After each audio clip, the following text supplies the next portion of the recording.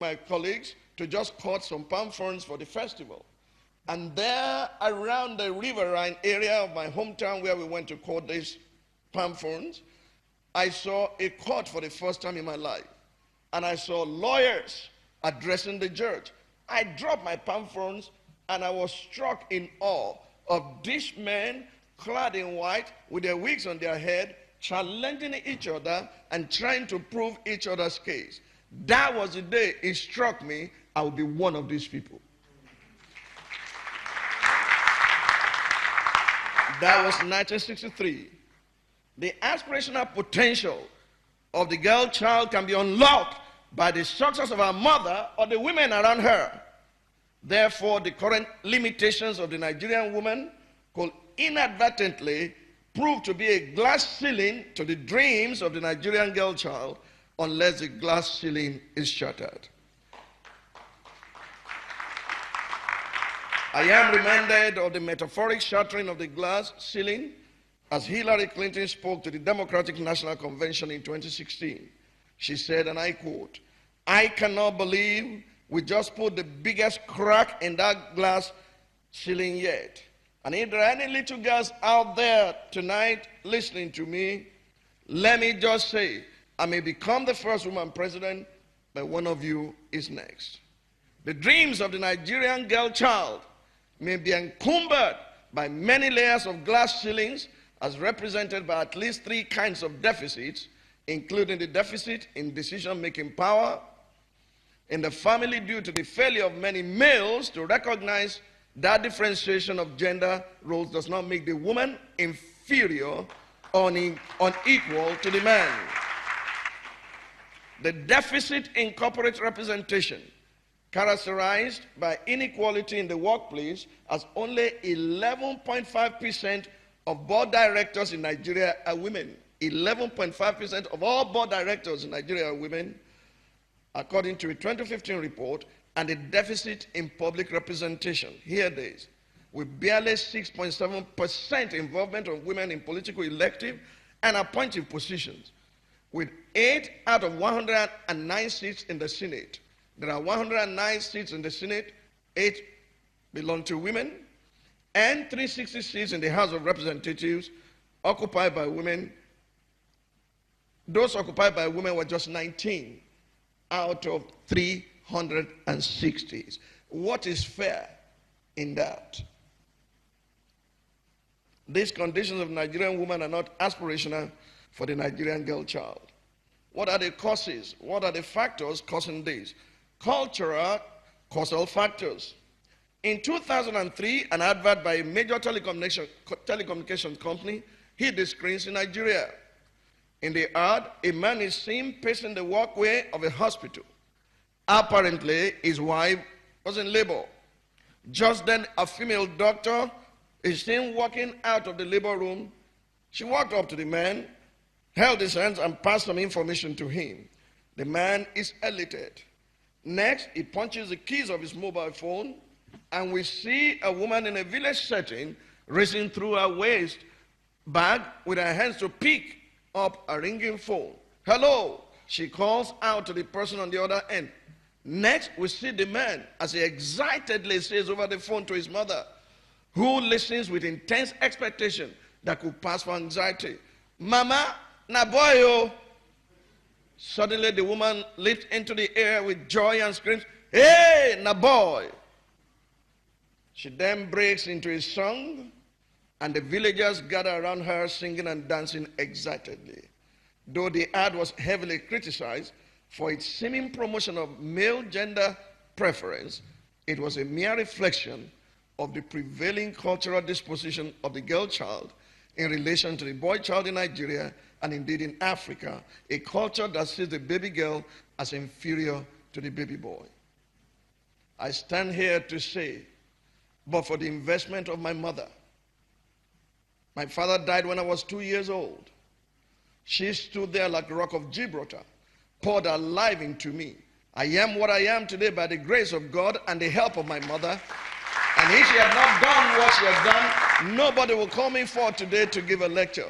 She didn't go to school. She sent me She poured all her life. And that's why now that she's in her sunset years, I want to just be there for her 24/7.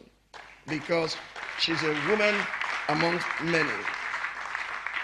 Religion has proven to be another cultural factor limiting the outlook of the girl child. I don't want to talk about religion so much because it's my constituency. Everything that you consider negative in the church and perhaps in the mosque about dressing only focuses on women. They must not wear this, they must not wear that. And everything is just to limit them and put them in a cage. I stand there to say to you, there's more to a woman than her body. She has brain, she has wit, she has intellect, and there's nothing a man can do that a woman cannot do even better.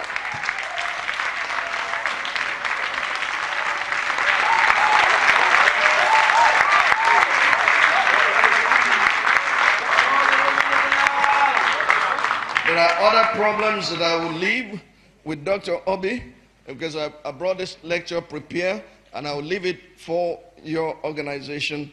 There are structural causal factors, there are institutional causal factors, there are constitutional causal factors, there are leadership causal factors, because whatever makes a man to look at his wife and say is only good for the kitchen, for the living room, and for the other room shows you what goes on in the mind of a leader. Our president was standing next to the most powerful woman in the world and reduced African women to just the kitchen and the bedroom. I stand here to say, women are not characters to be used, they are persons to be respected.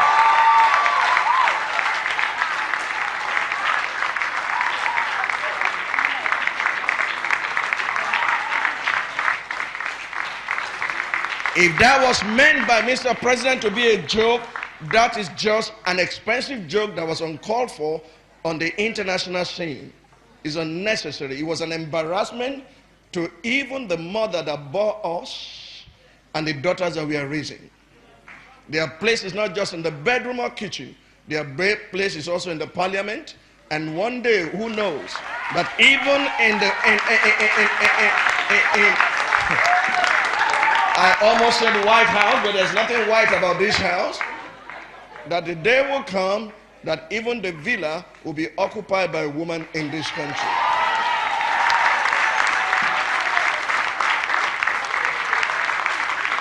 Timely intervention. The right intervention must be guided by the realization that the Bring Back Our Girls campaign is symbolic. Anyone who calls this group a nuisance is a bigger nuisance. The demand to bring back our captive daughters echoes the demand to bring back the dignity, the potential, and the promise of the Nigerian girl child in every part of the country. It is the realization that the girl child can grow to become a strong and accomplished woman, contributing significantly to society as did our forebears. Forebears like Funmilayo Ransome Kuti, who was a torchbearer of women emancipation in our generation and contributed in no small measure to the independence of Nigeria. Forebears like Amina J. Mohammed, the first Nigerian Deputy Secretary General of the United Nations. Forebears like my darling wife, Mrs. Laide Bakare, the wonderful mother of my wonderful 2 daughters and 3 sons. She had raised giants in my home, and I'm amazed by her contribution to our family life. Forebears in the corporate world, like Ibukun Woshika of the First Bank, and quiet and solid achievers like Shola David Bora of Stanbic IBTC. Forebears like T.Y. Bello, whose creative ingenuity has catapulted an Agege bestseller into a model. Forebears like Dr. Obi Ezekwesili,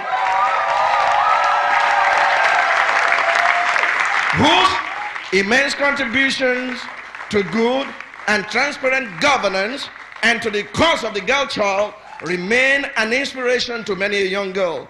Against this backdrop, we must craft interventive solutions around two principles.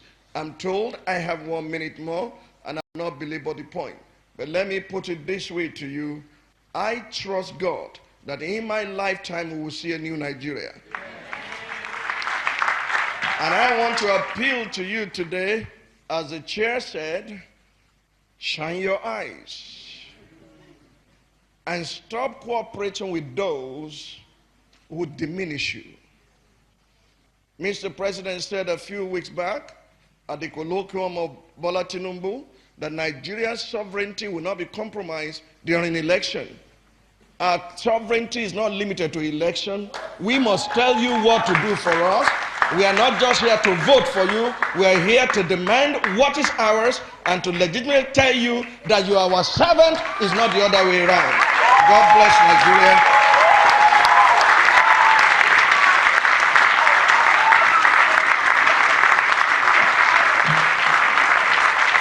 Are there women in this house?